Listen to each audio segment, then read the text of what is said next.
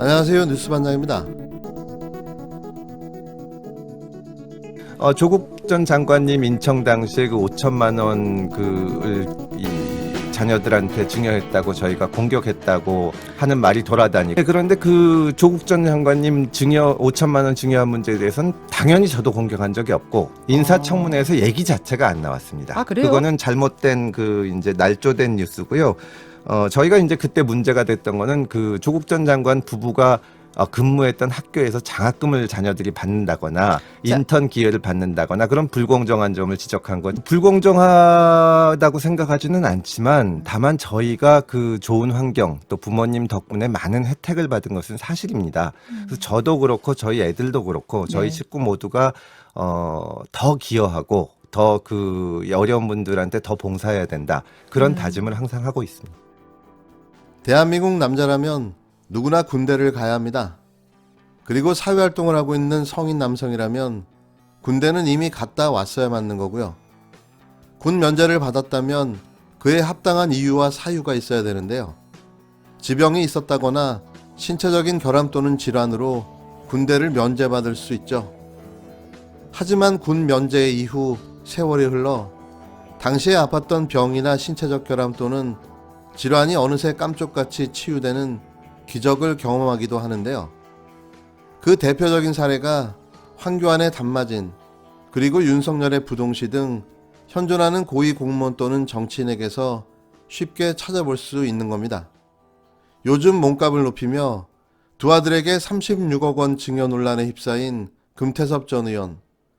자신의 치부를 숨기고 조국 전 장관을 향해 부도덕함을 외쳤던 그가 아버지의 전과 사실이 밝혀진 데 이어 오늘은 군면제를 받은 걸로 확인돼 또 논란이 되고 있습니다.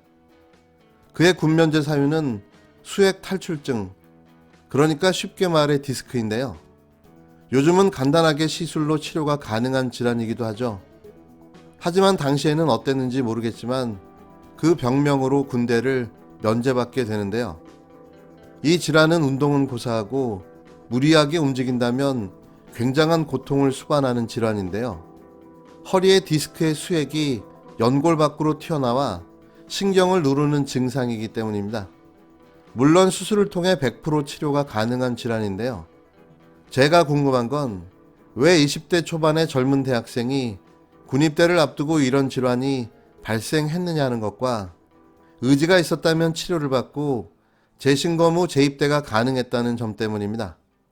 금 전 의원은 디스크로 결국 군 면제를 받고 남들보다 빠르게 대학을 졸업하고 사법고시를 패스해 검사가 됐는데요.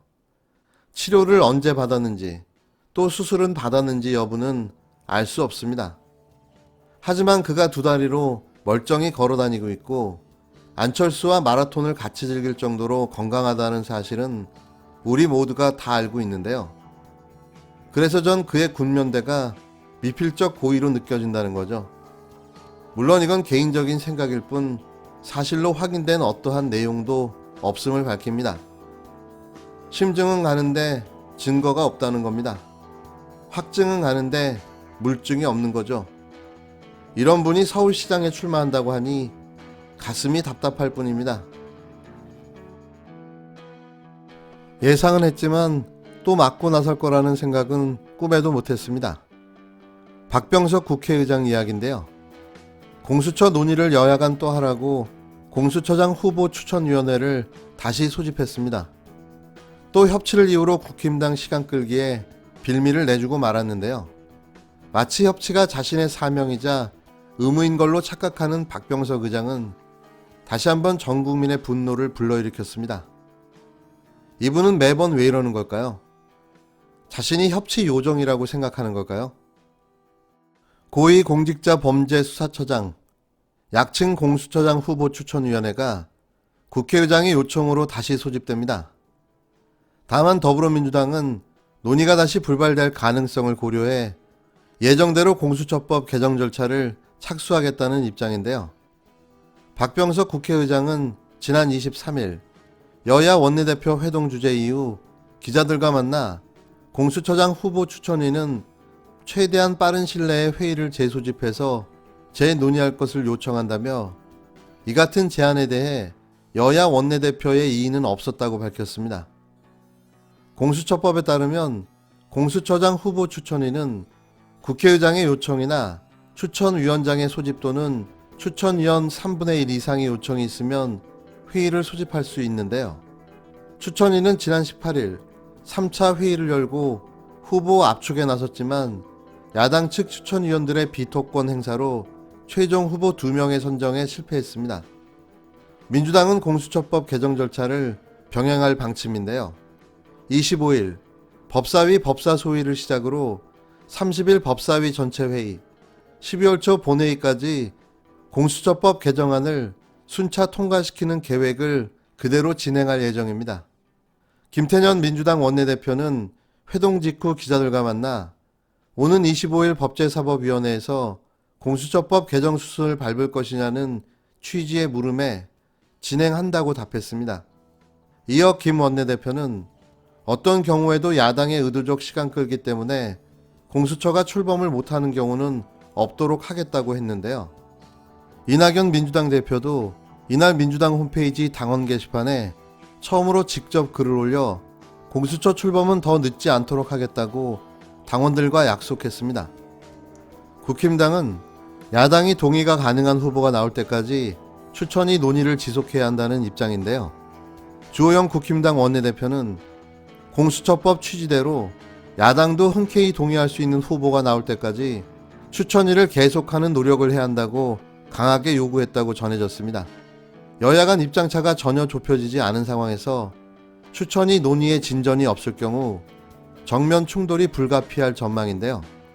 공수처법 개정안이 상임위를 거쳐 국회 본회의에 올라가면 180석 가까운 의석을 차지한 민주당은 야당의 의사와 상관없이 단독으로 개정안을 통과시킬 수 있습니다. 국힘당은 국회 보이콧 가능성까지 거론하고 있는 상황이지만 공수처법 개정안을 막을 수단이 없는 실정인데요. 코로나19 확산세도 다시 거세지고 있어 장외 투쟁도 어렵습니다. 국힘당은 24일 의원총회를 열고 구체적인 대응 방법을 결정할 예정인데요. 하지만 뾰족한 방법은 없어 보입니다. 한두 번도 아니고 매번 여야 간 충돌할 때마다 튀어나와 협치를 부르짖으며 국힘당 발목 잡기, 시간 끌기를 매번 도와주고 있는 박병석 국회의장. 기계적 중립이 자신의 의무라고 생각하는 걸까요? 아니면 협치가 자신의 소명이라고 생각하는 걸까요? 역사에 좋게 남고 싶은 한량은 좀 그만 떨었으면 하는데요. 자기 정체라고 그 자리에 앉혀놓은 게 아니라는 걸 좀 깨달았으면 합니다. 끝으로 소득이 있는 곳에 세금이 있습니다. 이건 너무나도 당연한 거죠. 대한민국 국민이라면 소득에 따른 세금은 당연히 내야 하는 겁니다. 설령극의 집값 상승으로 벌어들인 불로소득이라고 할지라도 말이죠. 집값이 올랐다면 오른 만큼의 세금을 내는 건 너무나도 당연합니다. 그건 억울할 일도 억울해야 할 일도 아닌 거죠.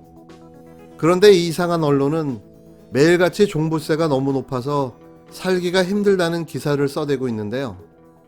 더 웃긴 건 부동산 시세 상승으로 인한 불로소득이라는 점이죠. 말 그대로 불로소득. 아무것도 하지 않고 벌어들이는 소득을 말하는데요. 그런 소득에는 더 세금을 물어야 하는 겁니다. 그게 아까우면 부동산을 소유하지 않으시면 되죠.